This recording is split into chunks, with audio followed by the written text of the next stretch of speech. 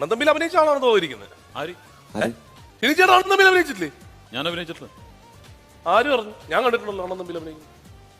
ഏത് വേഷം? സത്യം പറയട്ടെ എല്ലാവരും. ഏത് ആരുടെ വേഷം എന്ന് പറയട്ടെ? പറ. മമ്മൂക്കയുടെ വേഷം.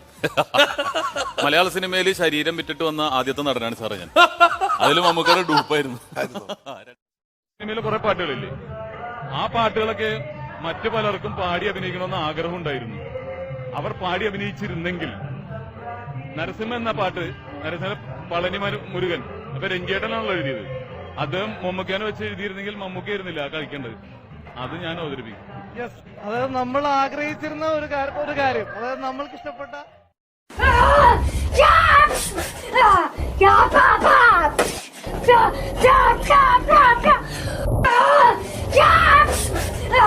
Yeah!